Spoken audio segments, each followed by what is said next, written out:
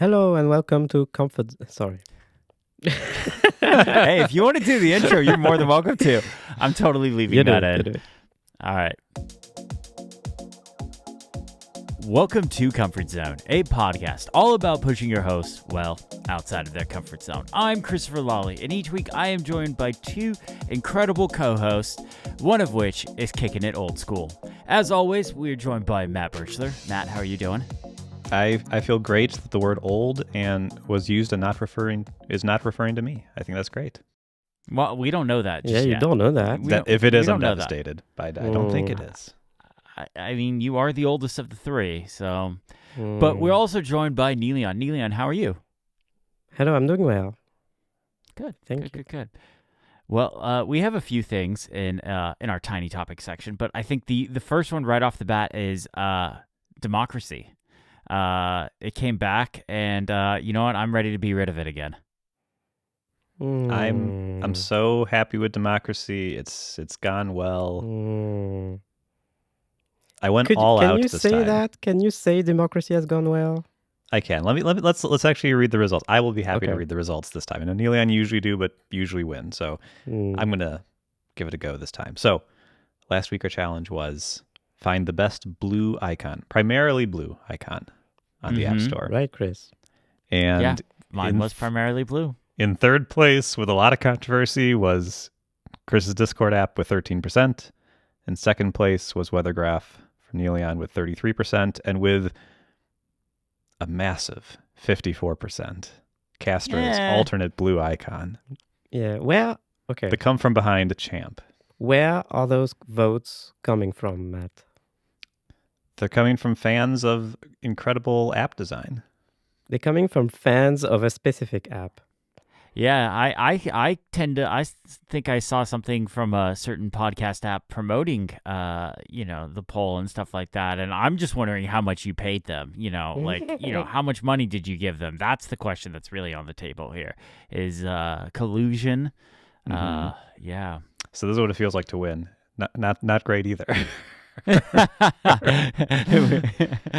I'm either sad because I'm lost. I lost, or I'm accused of fraud if I win. So Sounds about right. yeah. No, congrats, Matt, on the win. I don't know why everyone thought my pick was so controversial, but congrats on the win. We'll give you this one, but don't make a habit of it. I won't. I did have a comment on an alternate poll. So when the poll first went up, Niléane, your fans they came out in force, and you had like 90% of the vote. It was unbelievable. That's because Niléane's bots started voting. Yeah, now I'm frauding. Yeah, okay. I don't have friends in high places on the App Store. So. And so I posted the same question on Blue Sky, and I asked which icon people preferred. And let me just say, the replies I got on Blue Sky were some of the worst replies I've ever gotten. Like the quality of reply was so on Mastodon, the responses were mostly, I like this icon the best, or I like this icon the best. Like, these are good icons, but this is my favorite. On Blue Sky, I got so many people who were like, this icon is bad, this icon is bad, this is the only good one. And like, people disagreed on which the good one was, but like, the replies were so much more negative, and it really bummed me out. So the Blue Sky unofficial poll was trashed. I apologize for doing it. I shouldn't have done it, and shame on the responses because they were very negative for no reason. The Mastodon poll was great. Even if I didn't win, I would have said the Mastodon replies were much better. And very spicy. Lots more conversation in the poll results this time than normal. Yeah. It was a good conversation around this one. I like that. I enjoyed this one. It was a fun poll. It was a fun way to spend the morning. Yes, it was. All right, so Matt and I both bought something while we were recording in the last episode. Oh, God. The ultimate Apple TV remote. Apple TV Remote Pro, I would say. Yes, honestly, I would call this the Apple TV Remote Pro Max, or maybe Ultra or something. But yes, this is definitely the professional Apple TV remote. Matt, I'm gonna let you talk about it, and I'll explain why I'm letting. I don't really have that many thoughts on it in just a minute. This remote sucks. It's so atrocious. So first off, I think I don't know if you 100% had to do this, but I had to unpair my actual remote first to get this to work at all. The buttons on it, there's so many buttons on it. Most of them don't work. There's like channel up and down, which are completely irrelevant on any Apple TV thing. The skip forward and back were very unreliable for me. There's a play pause, but also there's the buttons were they did not work reliably. Also, it's an IR thing, not a Bluetooth thing, and so I have my Apple TV inside, like the thing that my TV sits on has like a mesh front thing, and so with Bluetooth that's fine, but with this I kind of had to do it like multiple times to get it to register. Very frustrating. It's the lightest thing in the world. It's made of the cheapest plastic you could imagine, although it does look the same as the Apple TV remote. It has a CR2032 battery that is not included, so it's $6. Plus, I had to pay another like $5 for the battery. So this is over $10 now, which is not as good a price.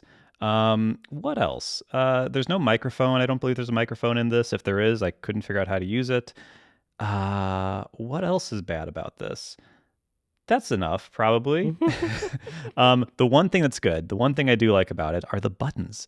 The buttons are kind of a softer plastic that are more traditional remote style, and I do like those. They're less noisy when you click them. Really? Yeah, I do not. So that's my big thing. I think I said this last week too. I do not like a remote or a controller where the buttons make an audible sound. And the Apple TV remote makes an audible sound. I prefer these buttons a little bit, maybe, but everything else about it is worse. It's trash. I'll never use it again. So we spent $6 whole on this remote. $6 whole, dear listener. This thing showed up Wednesday night. I unboxed it Thursday morning to go use it, and nothing. Didn't work. It's like, that's weird. Flipped it over, and I noticed there is a battery case section. Opened up. There is no battery in it. It requires a watch battery. I spent $6 whole on this thing, and they couldn't include a battery. Anyways, I didn't have time to go get a battery, so I haven't actually used it. But that's why I had to trash. You have. I didn't have time to go get a battery. The buttons are trash. I love how they try and make it look like it's the aluminum Apple remote, but it's just like cheap plastic. It's garbage. Don't spend $6 on it. You can do so much better stuff with $6 than buy that crappy remote. Yes. Plus a battery. What a high note to end our remote obsession on. Yeah. You brought a good remote and then a better remote. Then you ruined and then it. We brought our freedom remotes, which are they're just not as good. They're not as good. All right. What's Niléane, you have something in the tiny topics. What do you got here? Yeah, so remember stickies. Ooh, yes, your favorite task manager. Sure. It's an app included on macOS which lets you put sticky notes on your desktop. There's a listener on Blue Sky mentioned us. They're called Andrew with double O. That's nice. And Andrew recommended that I try Tot. Do you know Tot? T-O-T, which is Icon Factory. Exactly, an app by the Icon Factory. It's on iOS, iPadOS, and the Mac. On the Mac, it's free, completely free. It's not on the iPad and the iPhone. And what it does is it's basically a temporary scratch pad, which can live in your menu bar or as tiny windows on your desktop. And you can switch between, I don't remember, but a handful of different colors to switch between different colored scratch pads in the same window, which is handy. They recommend that I try this because since it can live in the menu bar, I can always have it available from up there. Click it, write something down, and just get back to what I was doing.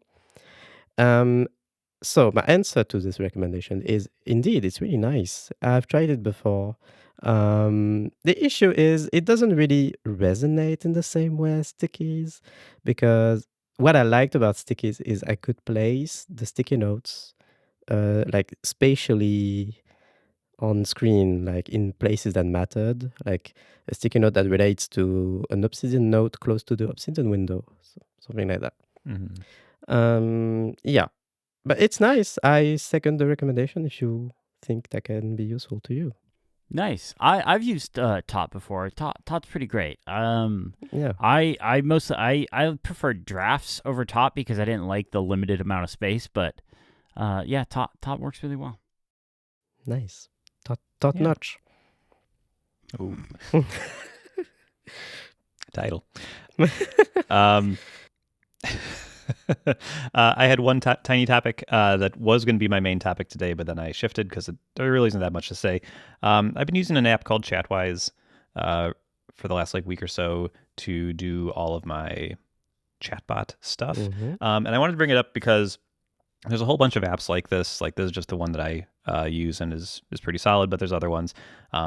These apps are really good for people who want to use the best models that every company has available, Mhm. but they don't want to pay $20 a month because they don't use it enough to warrant that. These are really, really nice. So basically you just generate your key.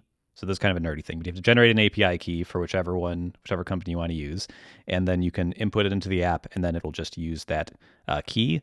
And it's much, much cheaper. So I was able to generate an entire website using Claude through the API, and it cost me 5 cents in credits, which would take me 400 requests like that to Wow. use up the $20 that it would normally cost me every month. So if you just use them a little bit, but you want to still have access to the good models, apps like this are really a decent option. So yeah, highly recommend checking them out if that's interesting. So that's all. That's pretty cool. I'm gonna download that. I like this. So Ready to get in the main show? I believe Matt, you were first up in the document. Yep. yes. So I wanted to have a chat today Mm. about podcast apps, Okay. which there should be the Venn diagram of people who are interested in podcast apps and the people who listen to this show. It should be a perfect circle Mm. because in theory, everyone is listening in an app. Right Well, no, we do have YouTube. unless they're on YouTube. Yeah. And Matt would Spotify, argue what? that YouTube is an app, even the website. I mean, what is an app? Mm. Oh, I don't know. We're getting philosophical say. here. Sorry. Yeah, no. we're getting philosophical too quickly. Our ADHD moments. So- I can Yeah, see sorry, it kicking yeah. in. Let's pull us back. So I wanted to talk about it today because I am someone who changes podcast apps all the time. Now, what would you say you change more of? Podcast apps or underwear? We don't need to talk about I'm just this, saying. but I'm just look, I'm not asking what you got going on. I'm just curious what you change more What of. about Vision Pro cases? Ooh. I'm going to be honest. A few weeks ago, I showed you the T-shirt I used. It is still on the floor in my office. Okay. But I change them all the time. It's actually kind of a problem because I'll share a clip from a podcast online, and people are like, "Oh, did you change your app?" And it's like, I'm not really married to any app. So I didn't like the Overcast update at the start of the year or last year, whenever it came out. I thought it kind of messed up some things and made the app less reliable for me. Then a bunch of fixes came out, and suddenly I was like, oh, thank God, Overcast is awesome again. So I've been using Overcast.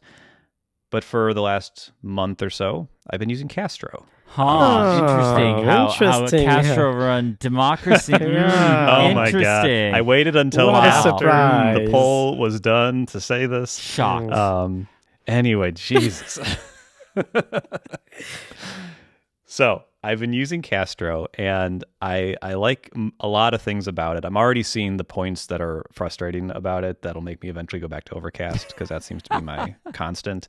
But I'm enjoying it right now for some of the things that it does really well. So I was curious, before I get into what I like about Castro, what are you guys using for your podcast app right now? I'm using Overcast, and I'm really happy with the new update now. Like Marco's made some really good changes, and it's works really well with the way I want to use podcast apps. I know I've talked in the past on this show specifically about how I organize podcasts and as they come in, the order in which they play, and use playlists to auto sort and stuff like that. So I'm really happy with Overcast. Mm-hmm. I'm still using Apple Podcasts. Nice. Yeah, because transcripts are great. Oh, they're so So good. good. They're very, very good. So here's the things I love about Castro. I love the queuing system. And I know that's so boring to say because everybody says that first when talking about Castro, but it is so true. It is so cool that you have like this inbox and then a queue that you're playing from. And I just really like that I can like go through my queue, and when I want something new, I can switch over to the inbox and see what's come in and I can add it to it. See, I can't wrap my head around that because to me, that's like two inboxes. It's like I'm moving it from one inbox to another. Like, why am I just like, I've subscribed to the show. I'm gonna listen to it. I don't. I can't wrap my head around that. So there's very few podcasts where I listen to every episode. I subscribe to more shows than I listen to. So I'm not listening to every episode. So I kind of have like, depending on what I'm doing and how much time I have to listen to podcasts, I'll listen to different shows and I'll pick and choose. So there's a couple shows I'll listen to as soon as they come out every single time. But yeah, a lot of them I'll just archive away without listening because I just don't have time. Okay. So that's probably the difference. But I really love it. I love that I can set rules for specific shows. So when our show comes up, for example, I have a rule that automatically plays it next in my queue, so I don't have to like manually move it. It's very, very nice. Because we do have the best show that you should automatically listen to next when the episode comes out. Yes, I agree. Absolutely. Sort of related, one of the things I love about it is they have a list of the most popular shows in the app. And did you know that our show is more popular than Oprah's podcast? Yeah, that's right. You get a podcast, and you get a podcast, and you get a podcast. We're also bigger than the Minimalists. We're bigger than David Axelrod. We're bigger than Megyn Kelly. There's a lot of people I don't like who are bigger than us, but still, there's names you've heard of that are not as downloaded as we are in Castro. So thank you, lovely nerds who use Castro. You're the best. I also love Castro's chapter selection. I don't think any other app, I think maybe Pocket Cast has this, but like if a show has chapters, you can go in and like select the ones you want to listen to. And if you unselect one, it'll like skip it, which is kind of cool. So especially if a show has sponsor reads and they make specific chapters for that, you can, well, no, you shouldn't do that. Don't do that. Don't do that. That's how but people you could. Can make money. You could. Do you know why I was so resistant to adding chapters to YouTube videos for so long? Was because that's how I make money. That's how I pay bills. Sponsor reads. I know. Like, well, anyway, I know everyone likes the ability to skip them, but I also like the ability to pay my mortgage. I know. I'm cranky. True. Apologies. So if there's chapters you're not interested in, whatever they have, then you can go ahead and skip those. I think that's cool. I think it does the best side loading of any app. Yes. Works really nicely. So I like that. The side loading thing. That is the one thing, Castro, I really want Marco to implement better side loading. I'm going to go ahead and guess that's not a very popular feature, so he probably isn't going to spend that much time on it. But I don't like having to go to the webpage and upload a file. The fact that because it's just, if I remember right, you just browse the Files app in Castro, right, and select the file, and boom, there you go. And anywhere in the system that you have an audio file, you can just share it, and that'll share to Castro. You can also do YouTube videos. You can share a YouTube video to Castro, and it probably uses YTDLP in the background or whatever to download the audio. But yeah, you can save a YouTube video as audio as a side load. I love the now playing screen. I think it's great. I love the chunky time code thing, the slider, the scrubber. Thank you. Love it. It's chunky. It's beautiful. It's great to work with. Big fan of that. And yeah, I think it's just very, very nice. So I've been enjoying using it.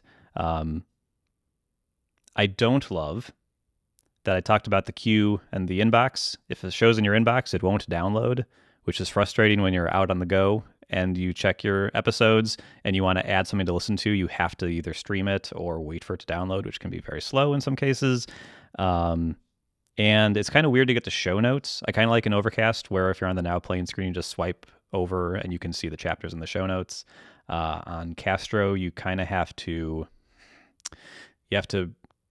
move away from the now playing screen and then either find the episode and hit the expand button on it, or at the bottom right there's the art. But like from the now playing screen, you cannot get to the show notes, which is strange and annoying for those shows that do like chapter markers with YouTube style, like timestamps in the description. So it's kind of a few steps to get there. But other than that, I'm very happy with it. And the other thing that I don't like about it leads into my question for you guys is it's only on the iPhone, not on the Mac, Oh. not on the iPad. Well, I mean, it's technically on the iPad in a tiny little window, but or if you Stage Manager, it's effective, just like kind of a or Stage floating Manager, window, yeah. But it's not ideal. But that's okay for me because I don't listen to podcasts anywhere besides my phone. And I was curious if you guys listen on your other devices or just your phone. I listen on my iPad quite a bit.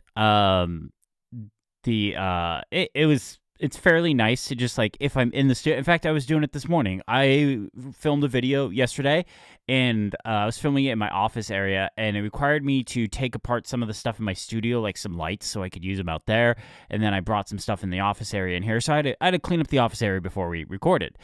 So I literally just put my iPad down, opened Overcast, and started playing a podcast right on the speakers because I didn't know where my AirPods were at the time, so I've since found them. But it was just nice to be able to put it down. The speakers that are built into the iPad Pro are nice, big, loud speakers. Like they're really decent speakers. So I listened to that quite a bit.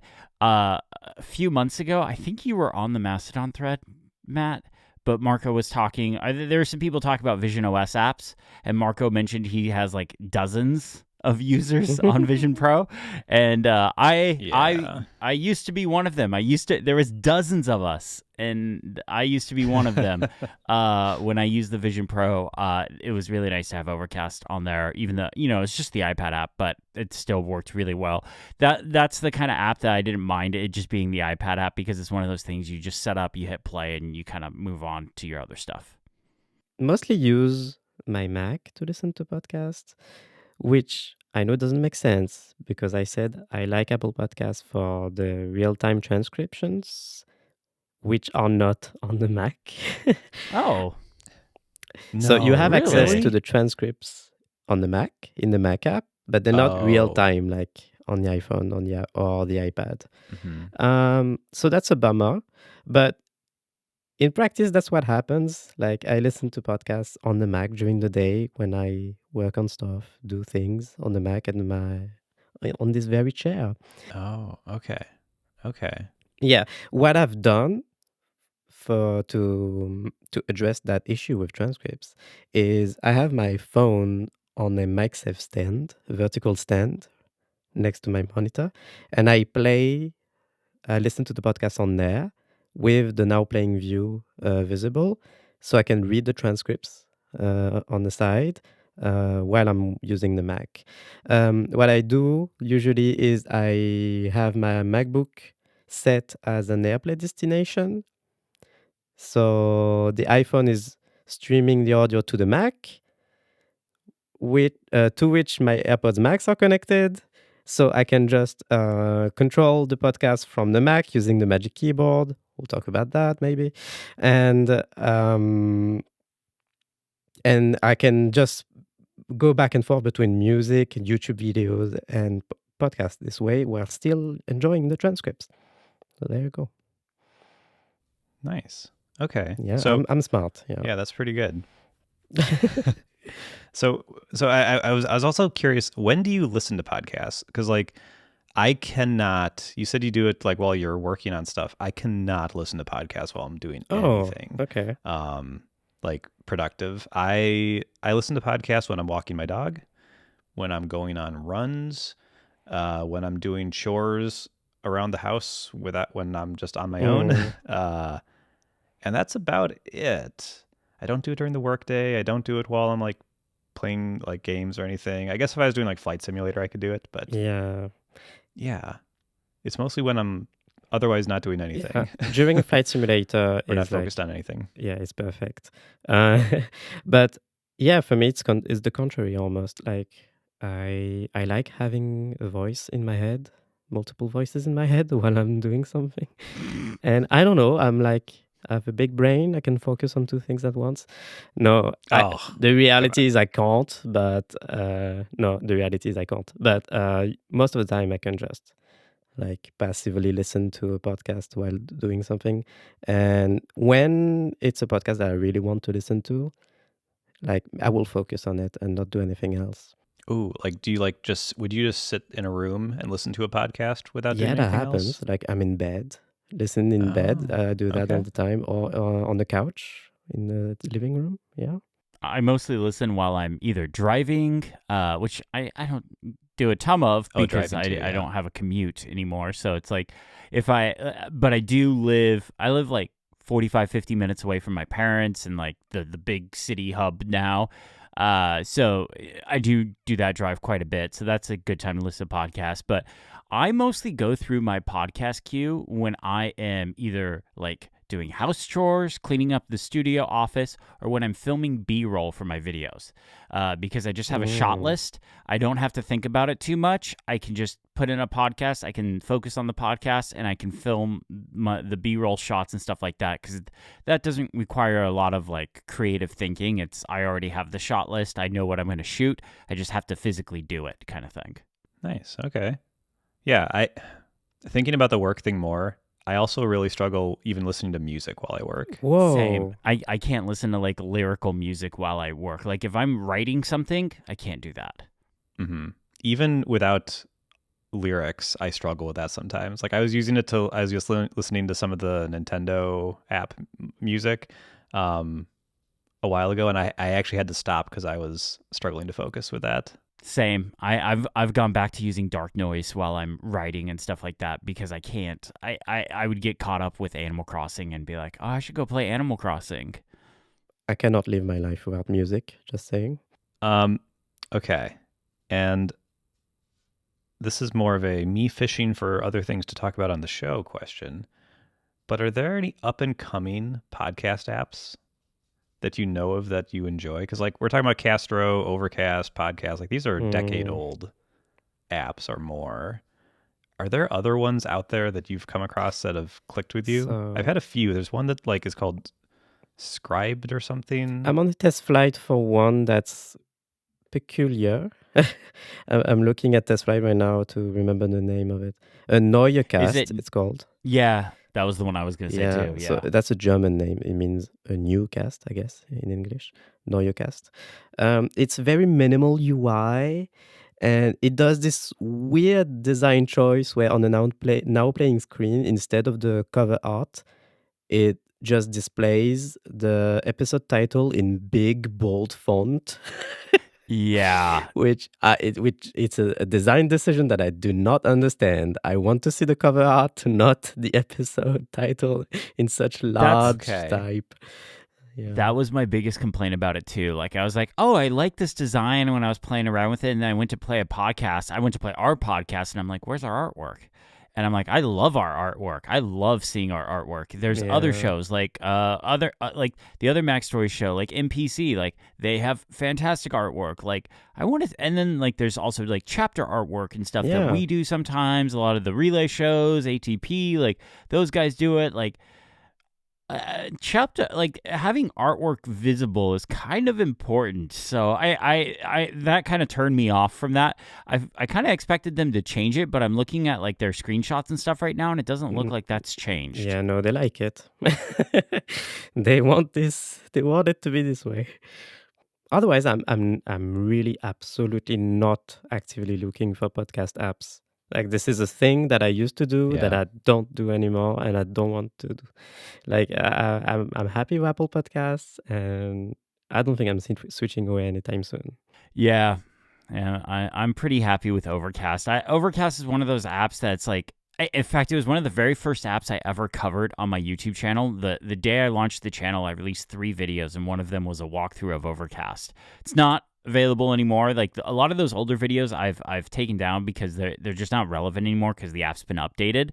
But it's one of those apps that I always come back to. I try other podcast apps. I've tried Castro. I've tried Pocket Cast. I've tried the new cast. But I always come back to Overcast. So yeah.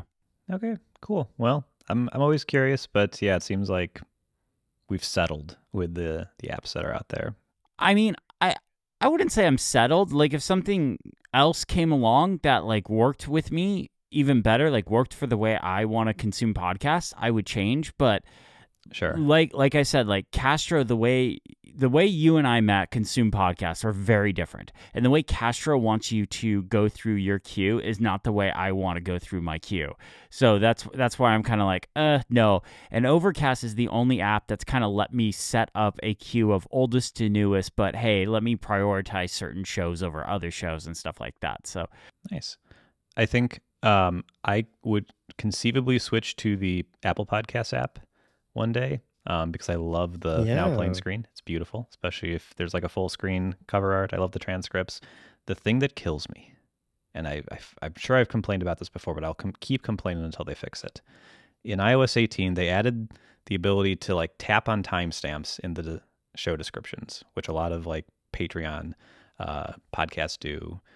And it drives me crazy because it doesn't work almost ever. Really? Almost every single time it like, because it's the idea of it and how it works in every other app is you tap the timestamp and it skips to that time in the podcast. In Apple Podcasts, I'll try to, I shared a video of this on Mastodon a while ago. I'll try to put it in the show notes, but it, sometimes it works. Sometimes I tap it, it shows me a menu that says, do you want to play at this point or do you want to go to this link? It's not a link, so I don't know. And most of the time, for me at least, it assumes it's a link and kicks me out to the Patreon app, but the Patreon app knows it's not a link, so it kicks me back to like the podcast app at no place at all. It's crazy. I don't understand what they've done. It's this feature every other app has, and it does not work. And I listen to enough shows that use chapters this way, fake chapters, that it just drives me crazy and I run screaming into the hills. I see. So please fix that this year. Oh boy. So speaking of stuff like that, one of my favorite things that Marco added to the new Overcast update is if a show has chapters or like you hit the skip forward or you just accidentally hit the little scrubber by like accident and you just didn't mean to, there is like a 10-second go back button that appears. So you can go back and you can jump back right to where you were to like recover from your accidental chapter that's really skipping, nice. scrubbing or something like. It's such a Yeah. nice feature. I cannot tell you how many times I have accidentally skipped forward or skipped back in a podcast when I didn't mean to because I tapped something that I didn't mean to tap. And it's such a nice feature to have. I love that feature. That's one of those ones that every podcast app should just steal, though I'm sure Marco would prefer it if they didn't. All right. That's all I got to say. Yeah. I'm on Castro now, but give me a month. I'll be on Overcast again, probably. Yeah. When Castro stops paying you, you will switch. Yeah. Oh my God. I paid them. I've lost money on this. I've won a bet. I won a challenge, but I have lost money. I mean, winning a challenge, Paying like for how much premium. money is that worth to you? Like that's worth more than money. It feels That's pretty That's a good. moral victory, right? You know what? I feel much worse about spending money on this about on the remote than I do about. Okay, so this week I want to talk to you about the story that by the time you're hearing this is up on macstories.net.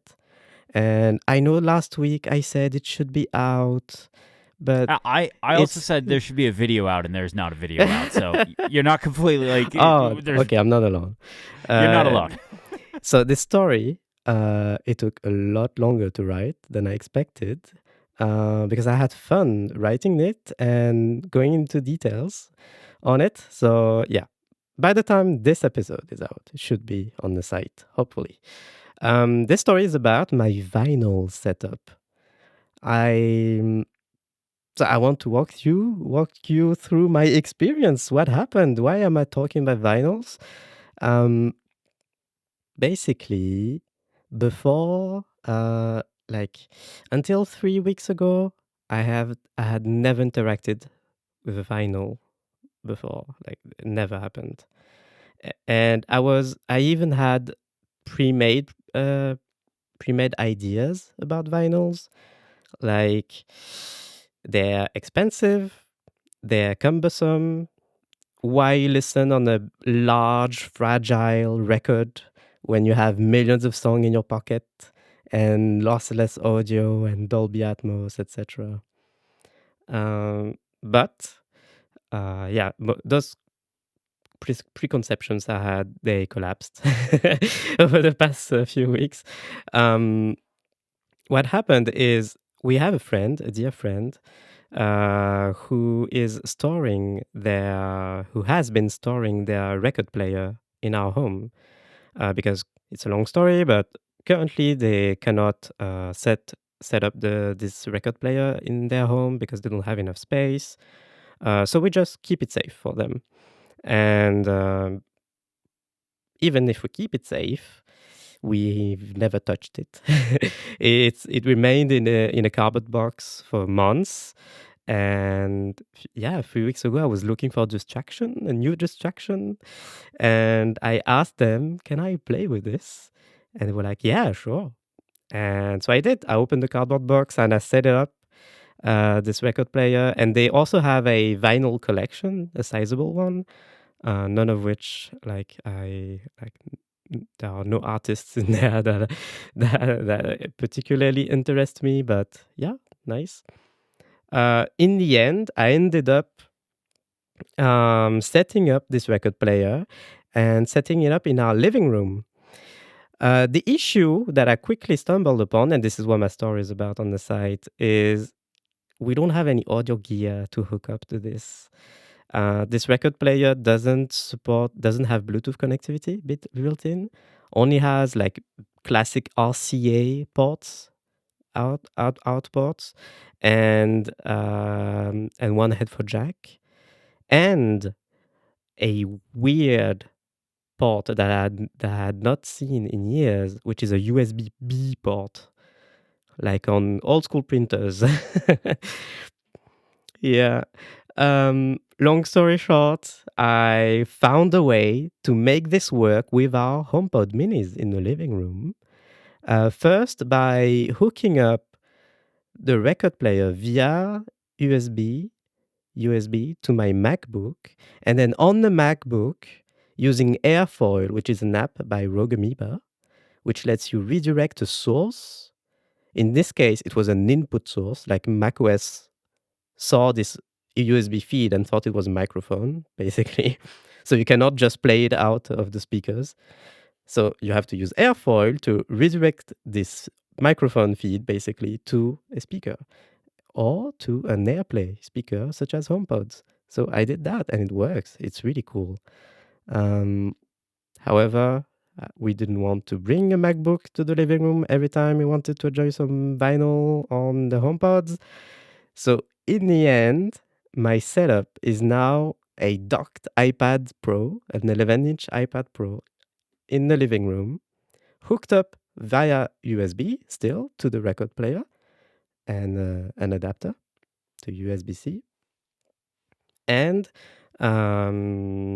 using an app called Quanta, Quanta. And that's an app on iPadOS and also on the iPhone on iOS. That's an app. It's a vinyl companion app, kind of. What it does is exactly what Airfoil does on the Mac. It takes the input feed, audio feed, coming into the USB-C port and lets you AirPlay it to anything you want, to Bluetooth headphones or HomePods or any AirPlay compatible device. And that's really nice. Like now in the living room, there are pictures on the site if you want to have a look. Now in our living room, there is now the record player, and next to it, this iPad Pro on the dock. And on it, you can just see the cover art for the music that is currently playing on the record player. And you can hear it through the HomePods in the living room. It's really cool because, yeah, Quanta, it lets you redirect the source, the audio source like this to AirPlay. But it also like recognizes using the Shazam API. It recognizes the song and displays the cover art on screen. And with compatible cool. songs, That's it will really even nice. show real-time lyrics on screen. Ooh. It's extremely cool. Like so when this works perfectly, and it does all the time, it's really cool. I just launch the app on the iPad, set the record down on the turntable, set the needle down gently, and then it starts playing. And as soon as I start hearing the music on the speakers, the cover art appears on screen with the lyrics and the title and the track title. It's really cool. Really, really cool. So yeah, my story on the site, it walks through my process with this, like how I went from there's a part where, which I'm not talking about here, where I tried using, and I still use, I have a headphone amplifier, so I can use my wired open back headphones that I talked about on the show a couple of weeks ago. I can use my open back headphones with the record player as well, plugged in to the amplifier, and that works nice. But yeah, I walked through the process, like how I went through trying to make it work with the Mac, then going back to ending up with the iPad setup. Um, but that's not all. Like this iPad setup, with this iPad, which is now permanently docked in the living room. I wanted I wanted it to be usable by me and my partner at any time of the day, which meant it could not have Face ID. Like my partner needed to be able to unlock it by themselves. And so what I did, because iPadOS inexplicably doesn't have multi-user support like the tvOS, I created an entirely new Apple ID, which is called Zelda, after my cat, after our cat. Yeah. So my cat has an Apple ID now. Well done. Congrats. And so that's an Apple ID that's entirely dedicated to this iPad. We've added it to our family sharing. So it's got access to everything, Apple Music, TV, etc. Our purchases on the App Store. And the iPad is fully unlocked all the time. It's just sitting there, always plugged in the living room. And now it's basically a shared dashboard for the home. Because so what I've done is on the home screen, I've added home widgets. So my partner, who always struggles with HomeKit and Siri, now they can just walk up to this display in the living room, swipe up the lock screen, and tap on the widgets to toggle some lights. And if they want to have a listen to a vinyl, they can just set the vinyl down on the turntable and launch Quanta, and there you go. Just it starts broadcasting to the HomePods. So yeah, it's really good. I'm so happy. Like this makes me happy. The whole experience with vinyl has been extremely satisfying. I understand my preconceptions were like not fair. um, I do say so in the story. I say like it does sound worse. Like I'm not saying like just let it be known it sounds worse than if you're used to lossless audio all the time, AirPods Max or whatever, sounds worse. However, like combined with the moment that you take to settle down in the couch, to set down a record, to gently lower the needle and start hearing the music play through the HomePods. And now with the iPad, you can see the cover art appear on screen nicely. Like the entire thing, it's so nice. Like I think the entire experience makes it sound better. Yeah. I think that's totally right. Like I totally get it. Like you said, like I listen to Apple Music most of the time and I can listen to any song I can think of in 5 seconds. It's like not a problem. And that's awesome. Like that's so cool. But I do kind of like the intentionality of vinyl, of like having to like find the record, get it out. Yeah. Like you have to be careful with it and only touch the edges. And then and you've got you've got it on the iPad. I don't have any, mine's all very analog, my setup, but Yeah. like you still have like the record thing that you can put next to it, and you're listening to it. And if you get to a song on the album that isn't your favorite, it's so much work to like go over there, lift the lid, move it the needle exactly to the next song. Like you just let it play. And like I do kind of appreciate that, of just like hearing songs that you might have skipped otherwise and maybe appreciating them more. Not in every case, but in some cases. But yeah, just kind of the intentionality of it is something that I think is kind of cool. And again, as as the old guy who grew up listening to Mhm. CDs and having to like choose what CDs am I bringing and all that. Like I do Oh, same. appreciate that kind of feeling, a little bit of feeling more of an attachment to the things that I'm like physically playing and physically owning than the ones that I'm just streaming. So it's definitely cool. Yeah. I'm glad you got a setup that's working for you. Matt, I got two things for you. Matt, first off, when you did the CD thing, were you like the cool guy that had a binder with all of his CDs in it that you just brought it Oh my everywhere? god. Okay, Of course, I had yeah, a binder with all of my yeah. CDs in it. I still have that binder somewhere with I all my paged CDs. through them, of But course. Yeah. Danielle and I have a really good record player setup, but we just have bookshelf speakers. Like we don't have like the speakers themselves are actually the worst part of the whole setup. Like our record player and the amp is really nice, but the speakers themselves, I either need to replace them or I have on my list to figure out a way to get the record player to go to the Sonos stuff in the house, so that way we could just play the music throughout the house. It's on the list of things to do. Maybe I'll bring it to the show when I get to that stuff. But Niléane, Yeah. we have an extensive vinyl collection, but I don't Mhm. think you would like most of the stuff I got. Like I have an original pressing of Van Halen's first album, the self-titled Van Halen album.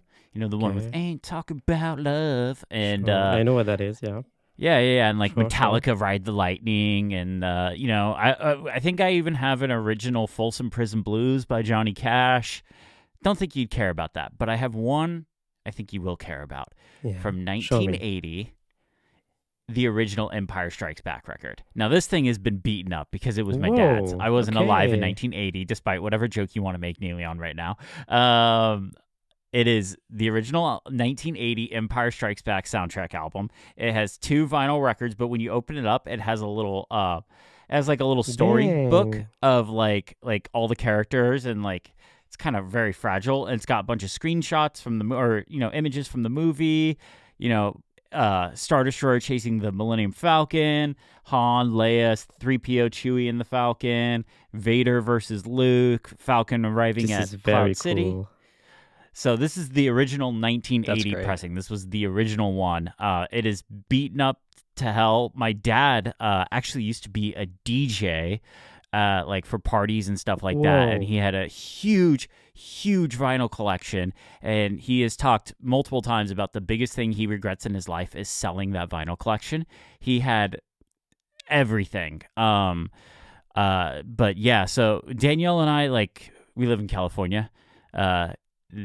California has some stereotypes. A lot of those stereotypes are absolutely true.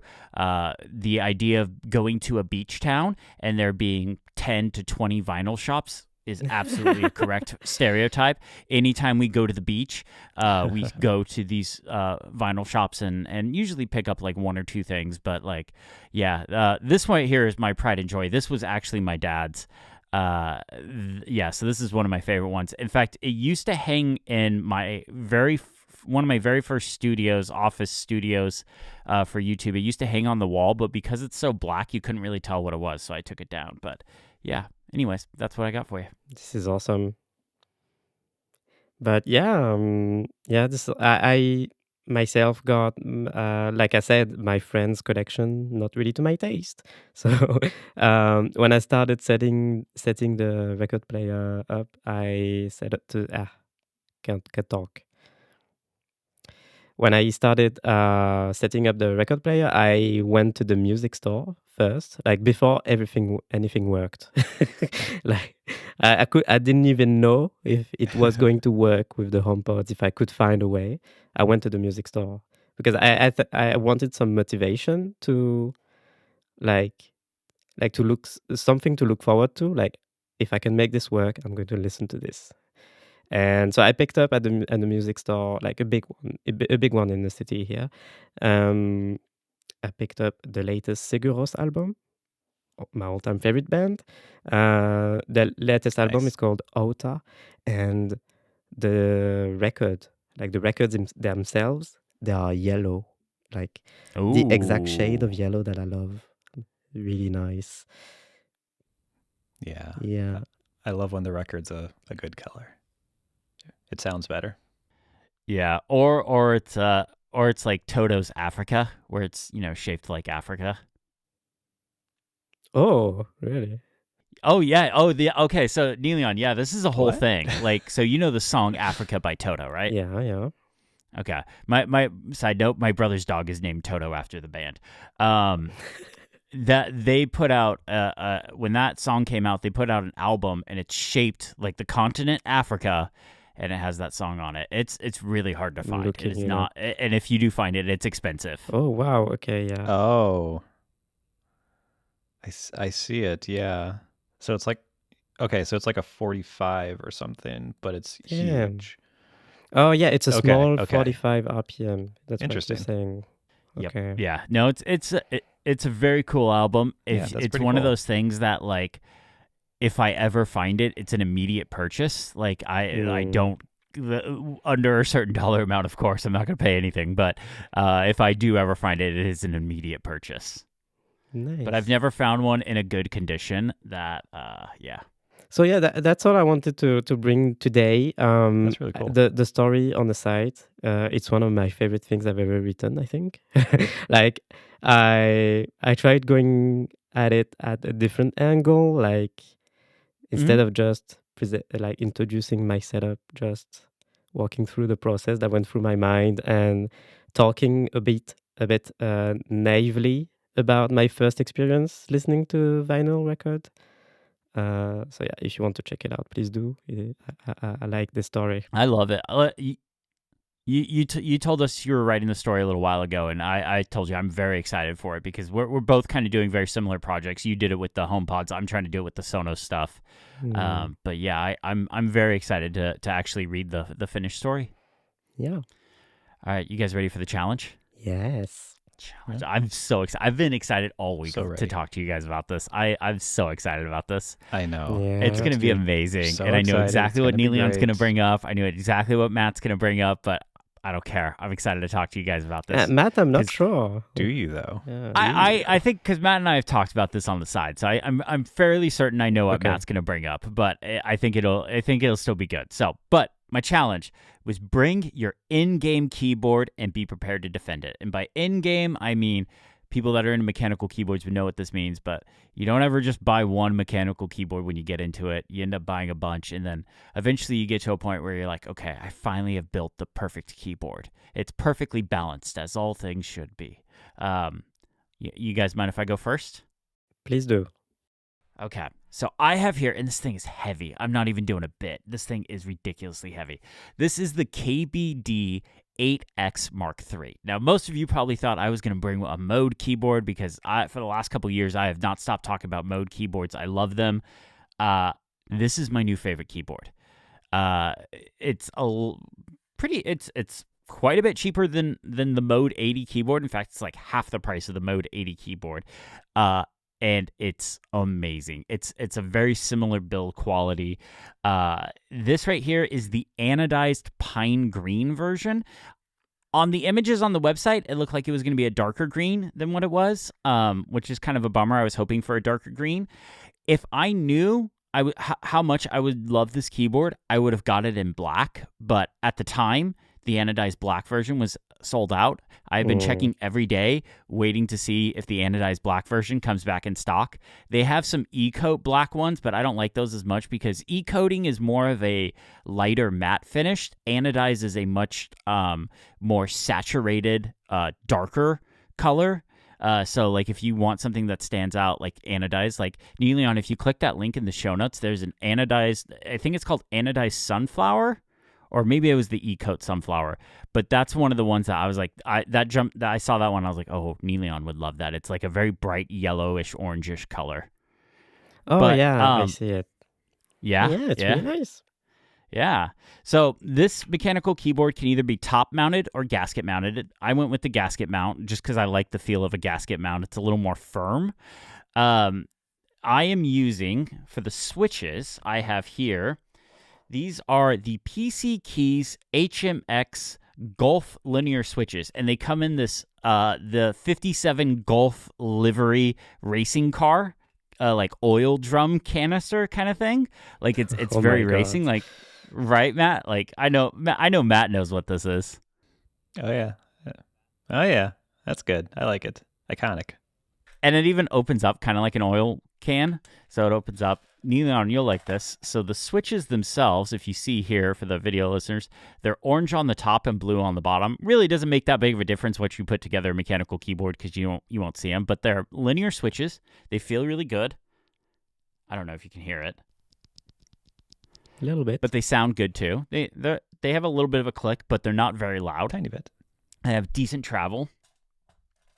And then I am using the PBT Fans pastel gray keycaps for the keyboard. They're more of a beige, and I just thought the color combo with the green looked really good. I don't know if you guys can see it or not, if it's all blown out. Hopefully not. But yeah, that is kind of the design of the keyboard. I did do a tape mod and some extra foam to kind of just cut down on the echo. I'll do a little type test for you. Hang on. Always love those. Yeah.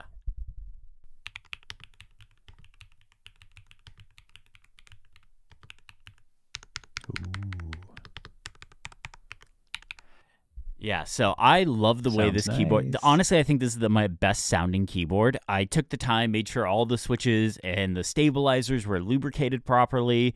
I spent like a good day working on this keyboard. Like, it was a ton of time. I also customized it using VIA, so I have media keys up here. I have volume up, volume down, play, pause, skip, go back.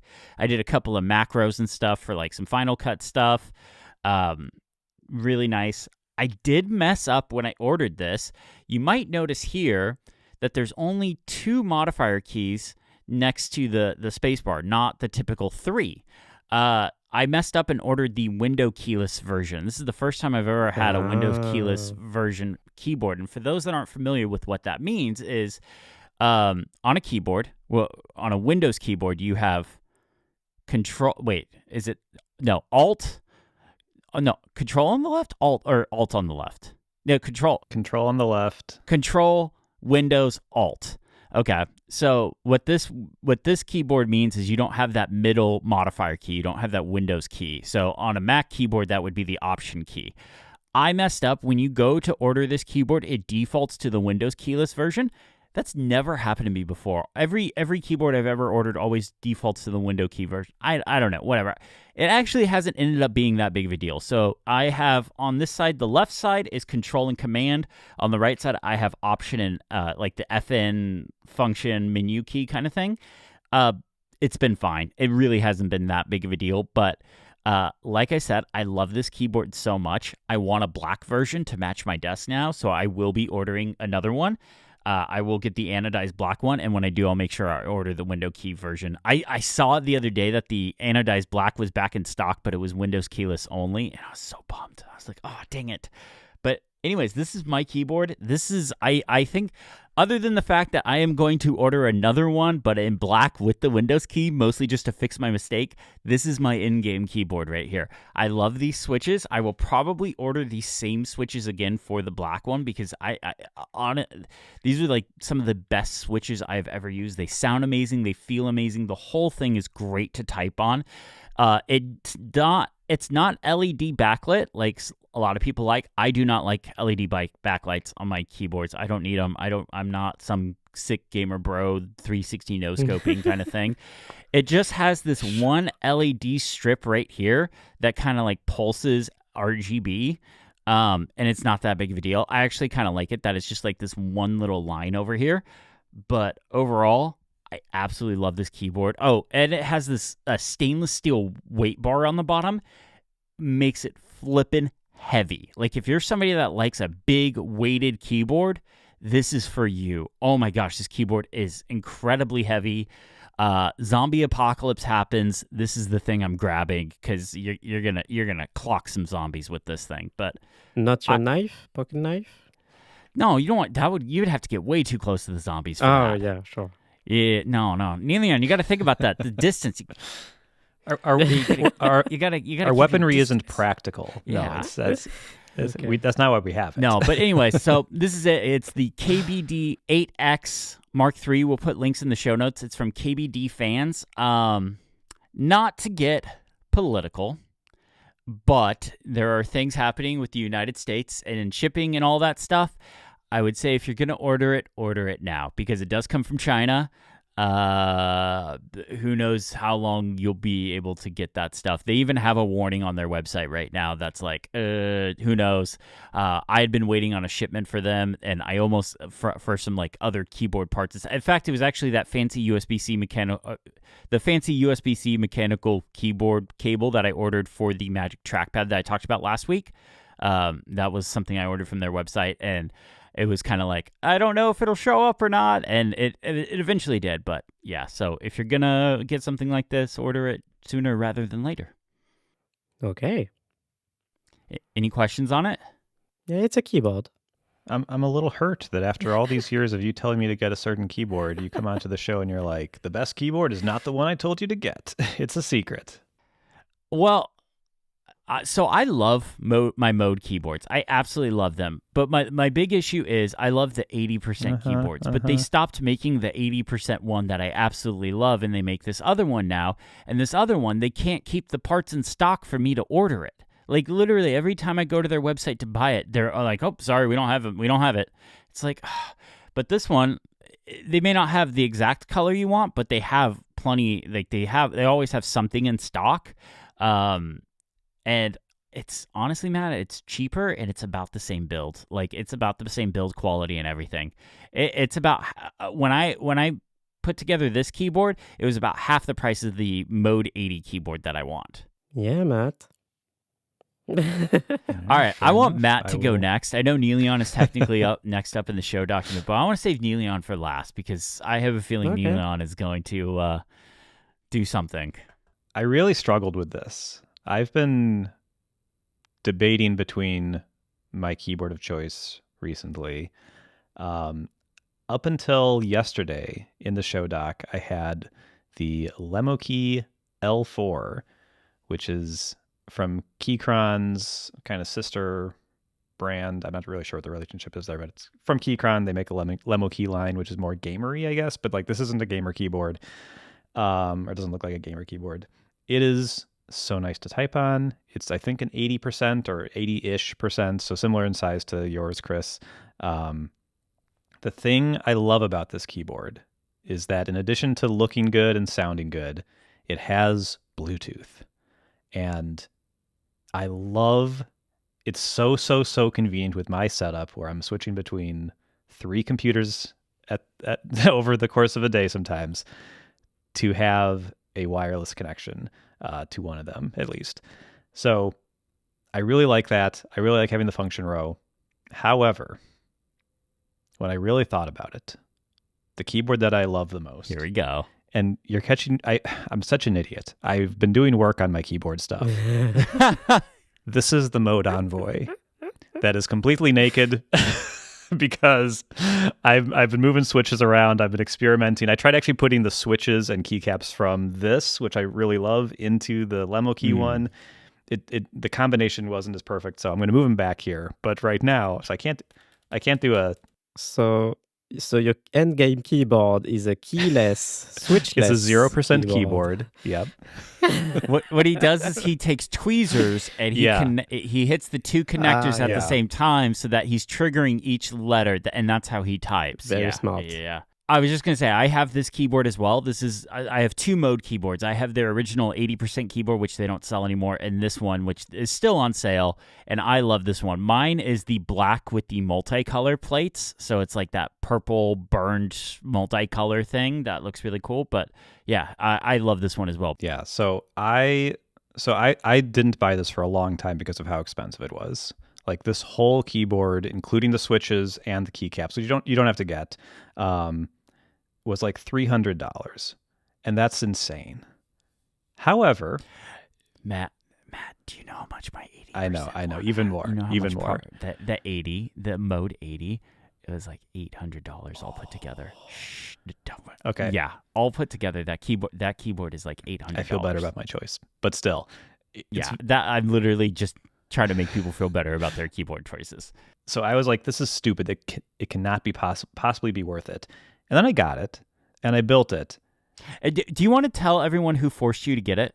I think Niléane did. She was like, this is a great keyboard. You should totally get it. Sure.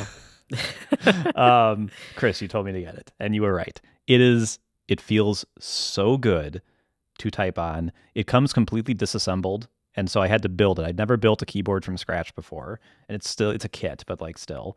I love that I was able to get this kind of green, forest green default color with a copper backplate. There's a little copper piece of metal on the back of it as well. And it just feels so good to type on. It looks so good. It is, I enjoy typing here more than anywhere else on any other keyboard. And the one downside of it is there's no wireless. It's wired only. And that's annoying. And that's what would have put the Lemo key ahead. But then I just used it for a couple days to remind myself how wonderful it was. And yeah, this is it. I do want to shove a battery in there somehow and make it wireless, but it's such a good keyboard. I love that keyboard so much. My only thing that I don't like about it is I like having a function row that I can program with macros and like media keys and stuff like that. That's the big downside for that keyboard to me. It's a little too compressed, and I have a big desk, so it's like I don't mind putting an 80% keyboard down on that desk. I don't have any 100% keyboards with like the number pad or anything like that. But the Envoy is just it's a great keyboard. Yes, you have to put it together, but Mode does a great job at giving you pretty clear instructions on how to do it. Plus, Mode is popular enough that there's going to be a ton of YouTube videos. Yeah. Well, and also like when you put it together, it's kind of like the vinyl thing. Like the song, it sounds better because of the experience. Like the fact that I built this myself and like it's a kit. It's not like I forged the metal myself or anything, but like yeah, you didn't build the PCB board yourself or anything like that. And like the nice thing is, if you're getting into mechanical keyboards, I recommend just getting hot swap. Don't go down the solder route. When you're checking out, there'll probably be an option that says hot swap PCB board or solder PCB board. Hot swap means you literally just take the switches and you push them in. Hot solder means you actually have to sit there with a soldering gun and solder them. It's not that big of a deal, but it is a pain. It takes forever. And if you ever... Oh, it's a huge deal. I would never do that. If you ever want to undo it, then that becomes a huge deal.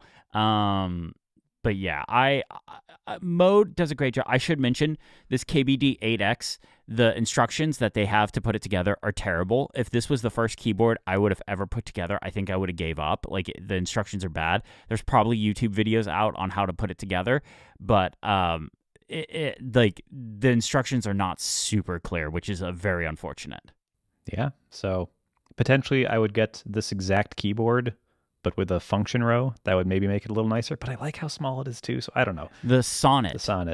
Look at the Sonnet. But then it's so much money, and I could just buy something else and be very happy with something else. So, but again, you go back to like you're really happy with the Mode keyboard because of just how because the build quality. Like keyboards come down to build quality, like how good the parts are when you're putting it together. Well, we'll see with the next one. I think there's other variables we are not accounting for. The next one I have a feeling is going to be more software related. Exactly. So anyway, I love mine. I think it's fantastic. And yeah, I just wish I could get a wireless version. I would pay obscene amounts of money for a wireless version of this keyboard. Yeah. I can see that. I don't really care because like I talked about in the last episode, my situation is that everything is plugged into that CalDigit dock and I just move the cable from either the iPad to the Mac Mini or vice versa. Yep. So we're running long. Niléane, hit us with the knockout blow. What's the best keyboard you've got? So you guys are cute. Thank you. Aw, shucks. Okay, so my keyboard, first off, it has keys. Okay, that's good. Secondly, it has all the modifier keys, like none are missing. Yeah. I mean, yeah, none Chris? of mine are missing. They're just in different Are places. we doing democracy on Sure. this one? I don't know if we need to do democracy on this one. We don't need to fight each other. I think we should. Okay. My keyboard is the Magic Keyboard with Touch ID. What? I'm shocked. It's beautiful. Okay, so I'm going to try to defend it for real. You should. It's a Okay. great keyboard. Yeah, it's a great keyboard. supports Bluetooth, huh, Matt? Yeah. Listen, this is what I'm controlling this whole podcast Oh, with there you go. this keyboard. Okay, so I've tried going to different keyboards in the past. I've never tried any like hardcore um, mechanical keyboard like yours. But I've tried a bunch of different keyboards in the past. I always come back to the Magic Keyboard. Few reasons. On the Mac, like the function row on the Magic Keyboard is extremely useful. I use that all the time. The media keys are great. I cannot launch Raycast or Spotlight in any other way than by pressing the F4 key on the Magic Keyboard, which is the Spotlight key, which I've remapped using Better Touch tool on the Mac to launch Raycast instead of Spotlight. I have ingrained in my muscle memory that I can just tap the Moon button, which is the Do Not Disturb button, in the F6 key on the Magic Keyboard. That's extremely useful. I like that. I've also, in my muscle memory, the fact that I've remapped the dictation key on F5 to a mute switch, which I use on calls all the time. Really nice. Oh, how is it that mutes your microphone? How are you Mutes doing my that? microphone. It's a whole thing. It's a shortcut that I trigger via Better Touch tool. Okay. Say no more. But the shortcut itself is just an Apple script. Okay. So there you go. 3 layers. Makes sense. I love the globe key. Like the globe key, by default, Apple does weird things with it. I've remapped it to many other things. By default, I just press it once to bring up the Raycast emoji picker. But now I'm also combining it with a bunch of different keys for another layer of keyboard shortcuts on the Mac. Really useful.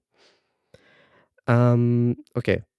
There are 2 final blows to your picks, which will make me win. The first of those 2 final is the fact that my keyboard has Touch ID. Yeah, that's the big one. And none of yours have. It's a really nice thing. Yeah, I love that. Eh, The second, doesn't and work with this- the iPad. the second and final thing, which makes this specific Magic Keyboard the endgame Magic Keyboard, is the fact that combined with Clack, a beautiful application for macOS, I didn't see it coming. I should have seen it coming. I knew which I knew allows when you- I came up with the channel. Okay, so Clack, it's a beautiful application on the Mac which adds satisfying sounds when you type on the keyboard through your headphones. It's very, very nice. It works well. It lives in your menu bar. You can switch the switches and you can switch to another type of switches if you want. And it's regularly updated. They recently added new switches. I was really happy on that day. And yeah, I love typing on my Magic Keyboard with Clack enabled on my Mac. So there you go. My Magic Keyboard is the endgame keyboard. Because Touch ID, Better Touch tool, function row, and Clack. Yeah, it's a good keyboard. The thing I'm most upset about is that you've mentioned Clack, and I try to be very good about including links to all the things we talk about. And again, I need to link to Clack in our show notes. Do not link to Clack. I will delete it from the show notes. Okay, anyways, moving on. I win the challenge. I have the best keyboard. Cool. Cool. No, I love it. I'm actually surprised you haven't like bought one of the colorful ones like off eBay or something like that. I've one of the iMac been ones. resisting doing that for years. Yeah, that's actually I think the biggest surprise is that you're just using like the generic silver one. But Yeah. anyways, we're running long, so that was the challenge. Niléane, I believe you have the challenge for us for next week. What are you going to have us do? Okay, so sometimes when I try to come up with a challenge, I always try to think outside the box, hence the name of the show. Outside the box, which is the name of the show. That is the show. Yep, Yeah, that is the show. That's our show. And sometimes I'm trying to look for things that will upset you. Of course, makes yeah. sense. So I ask random questions throughout the week in our group chat, Oh no. Oh no. just to find Oh, things no. out. Why would I you know do what's this? going to happen. So this week I asked you both about Coldplay, Oh no. Oh, no. which is a band, a music. Yeah, you probably know that band. I Absolutely. wouldn't define it as that. I Yeah. would define Yeah, it as they do noise, but music. okay. Oh my god. They've been doing music no. for years.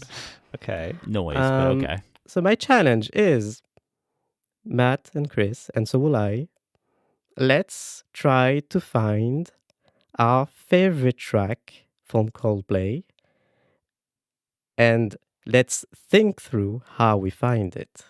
Okay? So, yeah, just do not search for the top trending Coldplay track, for the best charting Coldplay track. Just like find a way to look for your favorite Coldplay track. Yeah. I hate my life right now. I quit this show. All right. And the last part is only so it qualifies as a tech challenge, but yeah, I really wanted you to listen to Coldplay. Okay. This is fine. This is whatever. Yeah. I think this is fun. I believe this comes under the category of torture, which is against Oh the my Geneva God. Convention, but Yeah. This is the just thing, like- Chris. Sometimes we agree, and then you take it so far that I have to be like, actually, I disagree. I have opinions, Matt. I don't know if you know this about me, Matt but is I on have my side opinions now. about certain things. Ugh.